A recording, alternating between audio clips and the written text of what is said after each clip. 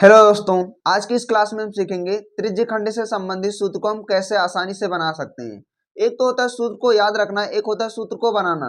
जो चीज हम याद रखते हैं कभी ना कभी वो भूल जाता है, लेकिन हम सूत्र को बनाना सीख जाएंगे तो हम कभी नहीं भूलेंगे। अगर भूल भी जाएंगे तो उसे आसानी से बना सकते हैं। इसमें हमारा रहेगा त्रिज्यखंड का क्षेत्रफल, त्रिज्यखंड का परिमाप, त्रिज्यखंड के चाप की लंबाई।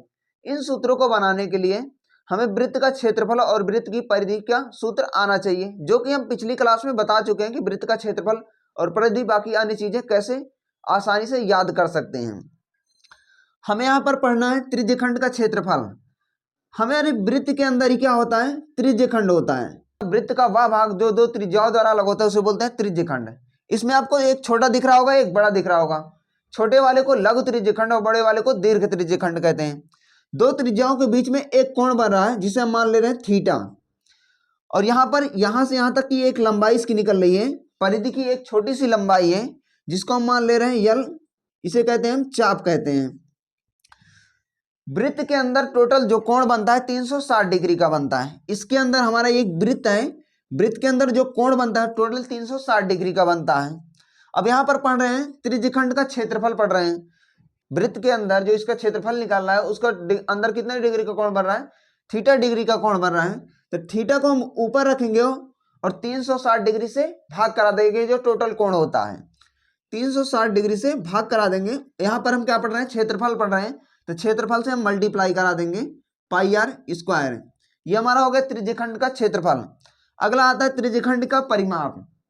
परिमाप उसे कहते हैं जो हमारा त्रिज्यखंड है उसके चारों तरफ की लंबाई हमारा क्या कहलाएगा? परिमाप कहलाएगा। अब यहाँ पर किसके अंदर ये हमारा परिमाप निकालना है? इस थीटा के अंदर निकालना है। तो थीटा को हम ऊपर रखेंगे और 360 डिग्री से भाग करा देंगे। 360 डिग्री से भाग करा दिए, लेकिन क्या है? ये हमारी पूरी क्या है? परिधि है चारों तरफ। परिधि का एक छोटा सा हिस्सा ये क्या है? यल है।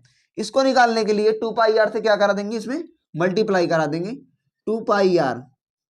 अब यहां पर हमें यल की तो लंबाई मिल गई, लेकिन ये दोनों क्या बच रहा है? हमारा आर बच रहा है, तो इसको क्या प्लस कर देंगे इसमें 2r। यह हमारा हो गया त्रिज्यखंड का परिमाप। उसके बाद आता हमारा त्रिज्यखंड के चाप की लंबाई। चाप की लंबाई यानी कि क्या पूछ रहा है हमसे? यल पूछ रहा है। यही इतना मान लिख देंगे तो क्या निकल जाएगा हमारा? त्रिज्यखंड के चाप की लंबाई। तो थीटा बटे 360 डिग्री। यहां पर हमें 2 पाई आर से मल्टीप्लाई करा देंगे 2 पाई आर। हमारा क्या निकल गया? यल की लंबाई निकल गई। हमारा त्रिज्यखंड का क्षेत्रफल एक और होता है जिसको हम लिखते हैं 1/2 आर यल। यल हमारा क्या है? चाप की लंबाई है, आर त्रिज्या है।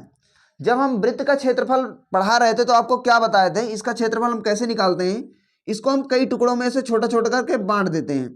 अगर थोड़ी देर के लिए मानो हम इन टुकड़ों को ऐसे अरेंज कर दिए, हमारा जो दिया गया है, तो इसको जब हम ऐसे बनाएंगे तो कुछ हमारा ऐसे बनेगा, ऐसे करके रहेगा। ये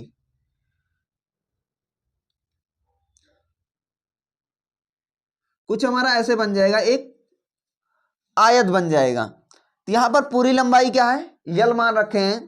तो यहां पर जब ये पूरी लंबाई यल है तो ये आधी लंबाई यल/2 हो जाएगी, ये भी यल/2 हो जाएगी, और ये क्या दिया गया है? हमारे आर दिया गया है।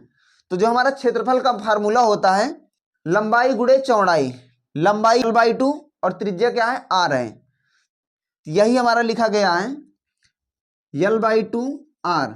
इसी को हम ऐसे लिख दिए हैं जिसे हम बहुत आसानी से याद कर सकते हैं। बाकी इस वीडियो में यहीं तक। Thank you.